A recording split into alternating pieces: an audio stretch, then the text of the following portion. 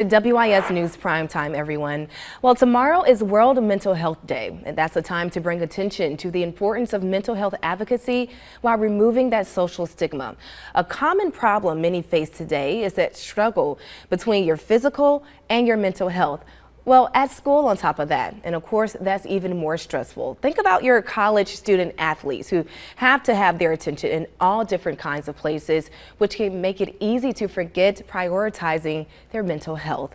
Joining us this evening to talk more about this is Jackson Davis. He's with the University of South Carolina's Student Athletic Advisory Committee. Jackson, thank you so much for being here this evening. Absolutely. Thank you so much for having me. And congratulations to you for being a part of that conversation, removing that social stigma around mental health. Can you explain to our viewers what you do as a part of the Student Athletic Advisory Committee at USC? Of course. So the student athletes on the Athletic Advisory Board, we basically are bridging the gap between the student athletes and the administrators from the athletics department. So we're kind of the student athlete's voice in terms of what it means to have a say in what goes on throughout the year and what could be better, improvements, and what's not going so well. And one of the things that you are honing on and talking about, of course, is mental health. I understand that the committee put together some events to bring awareness to mental health while making sure you have that specific focus on athletes. Yes, ma'am. So last week was Mental Health Awareness Week, and we put together several events throughout the week.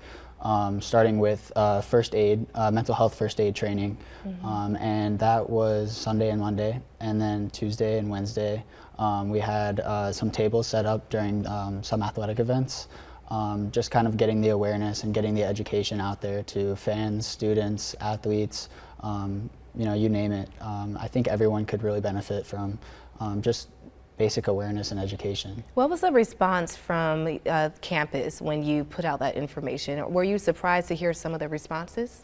Absolutely. I was really surprised to see a lot of people partake in our affirmations activity, which we took on Thursday and Friday. You know, I wasn't expecting a lot of people to know what they were doing, just kind of write down some positive messages, but we kind of had some instructions laid out for everyone in terms of what to actually write down.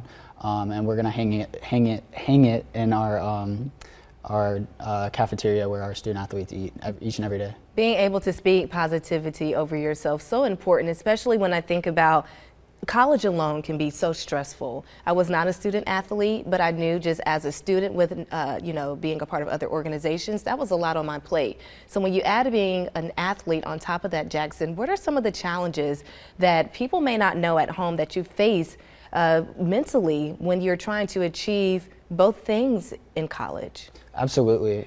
So, you know, it can be overwhelming at times, but making sure that number one, I'm taking care of myself so that I can take care of others. I think that's extremely important. But also just kind of the pressures that come with the actual sport itself. You know, we're expected to perform at our best each and every day, which can be, you know, challenging at times. You know, sometimes we're not 100%. But what I always like to tell myself is that you don't necessarily need to be at 100% to actually go 100%. And so I just keep that in the back of my mind. A lot of times when people bring up the conversation surrounding mental health and athletes, people often think about football or those contact sports. But you are a part of the swim and dive team at the university. Do you ever feel as if swimming and swimmers are often overlooked as a part of that conversation? And if so, why? I don't necessarily think that any athletes or any organization, any athletic team is overlooked. I think we all deal with pretty similar challenges in that, you know, we have a very dedicated time commitment to what we do. Yeah. And then, like you said, on top of that, you know, school and then having a social life. So I don't think that any sport in particular is overlooked in that way. How can people support you that, as you mentioned earlier in the interview, you talk about fans, you talked about other students coming out to these programs that you held last week to raise awareness about mental health. How can people that are not student athletes support you all on this journey to healthier mental health? Absolutely. I think it just starts with education and then also just awareness that, you know, we're students first. So, you know, we deal with the same challenges that students face each and every day. You know, I have an exam tomorrow, so, you know, studying for that, just being accepting of the time commitments that we have and know that we're giving it our best each and every day. Yeah, and not to be so hard on you during a competition or during a meet or during a game, and understand that you have other priorities as well. Jackson, what is something you do personally, and this may help anyone out there who is trying to strive toward a healthier journey when it comes to their mental health? What are some personal things that you do to make sure that you are seeking clarity and making sure that you have that good balance between school, mental health, and physical health? Absolutely. One exercise that I really like to do when I get overwhelmed with all three things is I like to take a second and look for 5 things I can see. I take a deep breath between each and every one and I say them out loud. And then I look at 4 things that I can hear, 3 things that I can smell, and two things that I can taste.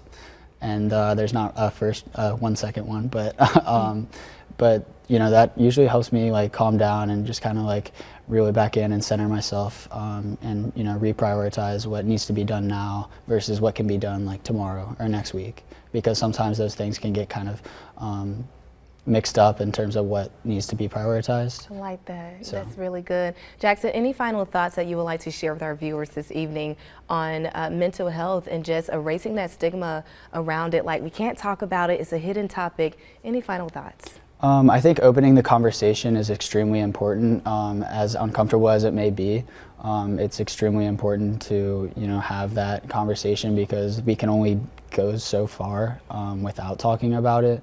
You know, we can put out the education and we can put out the awareness, but until people actually start talking about it and taking care of themselves, you know, we can only go from there. Keep the conversation going. Keep that Yes, open ma'am. line of communication. Jackson, thank you so much for joining us this evening. And we will have this full interview online at WISTV.com. Don't forget, there are so many resources to help you if you are struggling with your mental health. We will also provide those resources on our website with this story. We're going to take a quick break. Much more for WIS News Primetime after this.